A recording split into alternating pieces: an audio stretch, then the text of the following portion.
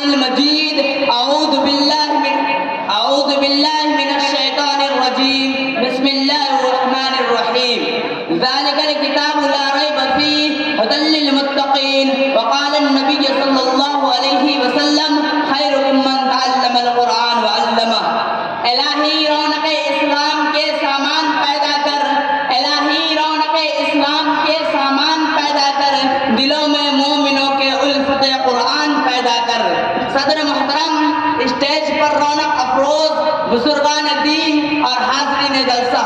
آج کی اس محفل میں اور آج کی اس مبارک اجلاس میں میرا موضوع سخن دنیا کی سب سے پاکیزہ اور مقدس کتاب قرآن پاک ہے اور ہمیں چڑھتے سورج کی طرح یقین ہے کہ اس کا ایک ایک حرف سچا اور صادق ہے وہ قرآن پاک جس کی زبان مقدس بیان مقدس اور جو فصاحت و بلاغت کے ڈھاڈے مارتا سمندر جس کے متعلق ارشاد ربانی ہے اور جس کے بارے میں محسن انسانیت حضور پاک صلی اللہ علیہ وسلم نے یہ ارشاد فرمایا کہ تم میں سے سب سے بہتر وہ شخص ہے جو قرآن کو سیکھے اور سکھائے دعا کیجیے کہ خداوند قدوس ہم سب کو قرآن پاک کی دولت سے مالا مال فرمائے آمین نوجوان دوستو قرآن پاک رب ذوالجلال کی طرف سے عطا کردہ وہ حسین تحفہ ہے جس نے 23 برس کی قلیل مدت میں پورے عالم میں وہ انقلاب برپا کر دیا کہ برے سبرے فصحا بلغا ادبا اور شعرا حیران و ششدر رہ گئے جس کی آیتوں کو سن کر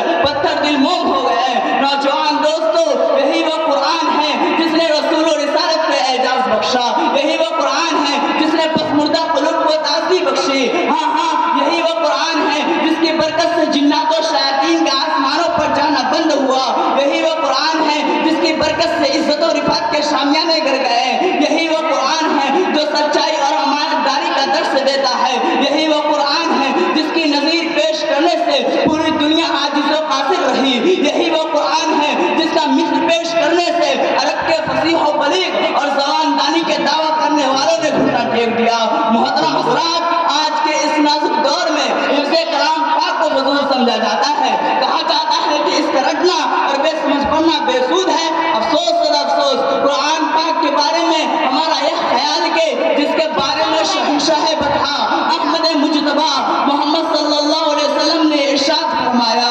اقرا ورتقی ورتل کما كنت ترتل في الدنيا فإن منزلك عند آخر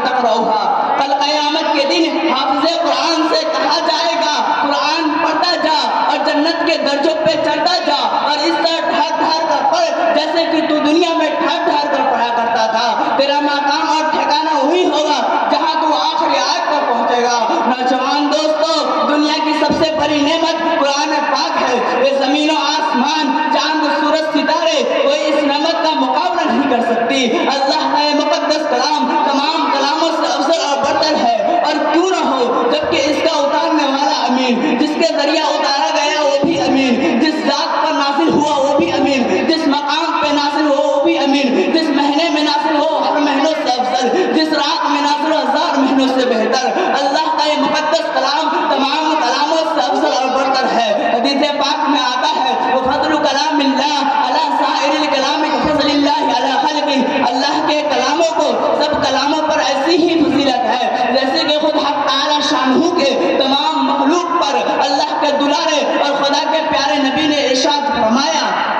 کہ جس نے بھی قرآن پڑھا اور اس پر عمل کیا اس کے والدین کو کل قیامت کے دن سورج سے بھی تاج روشن پہنایا جائے گا غور کرنے کا مقام یہ ہے کہ جب اتنے بڑے اعلیٰ قدر انعام سے نوازا جائے گا اس وقت حافظ عالم کا مقام اور موقف کیا عالم ہوگا میرے دوستو قیامت کا میدان ہوگا اور ایسے 10 آدمی جن کے لیے جہنم واجب ہو چکی ہوگی لیکن اپنے رب کے بارگاہ میں حافظ قرآن پاک سفارش کریں گے اللہ تعالیٰ ان کی سفارش کو قبول کریں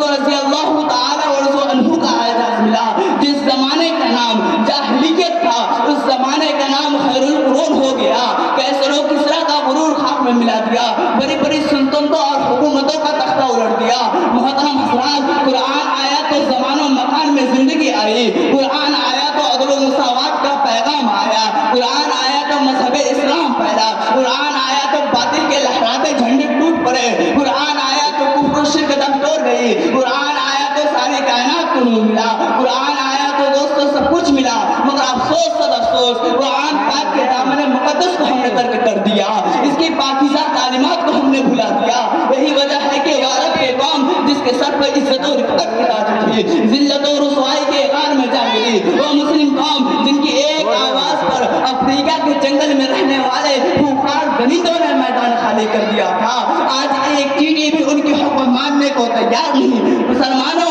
سمجھو اور ہوشیار ہو جاؤ, غفلت کا پردہ چاک کر قرآن پاک سے وابستہ ہو جاؤ, ورنہ یاد رکھو تاریخ ہمیں کبھی بھی معاف نہیں کرے گی. حضرات, جانسارے صحابہ رضی اللہ تعالی اور رضو عنہ کے کتب خانے میں قرآن پاک کے علاوہ کوئی بھی کتاب نہ تھی. اس کو لے کر وہ آگے بڑھے اور کامیابی اس کی قدم چومتی چلی گئی. جنگ بدر کے اندر 313 نے مکہ کی قسمت پلٹ دی تھی. آج ہم کروڑوں میں ہیں مگر دوسری قومیں ہم پہ سوار ہے. یہی وجہ ہے کہ ہماری جان محفوظ نہیں ہے, ہمارا مال محفوظ نہیں ہے, ہماری عزت و آبرو سے کھلواڑ ہے, نہ ہماری مساجد محفوظ ہے, نہ ہمارے مدرسے محفوظ ہے. ظلم و ستم کی چکی ہمارے لیے گھوم رہی ہے. تاریخ شاہد ہے, زمین و آسمان گواہ ہے کہ 60 نے 60,000 کو منہ پھیر دیا تھا. حضرات, میں پوچھنا چاہتا ہوں آخر وہ کون سی چیز تھی, وہ کون سا ایسا طاقت تھا جو صحابہ کرام کے اندر تھا؟ یقیناً قرآن پاک کی برکت تھی جس کی وجہ سے ایک کو 1000 کو بھاری کر دیا.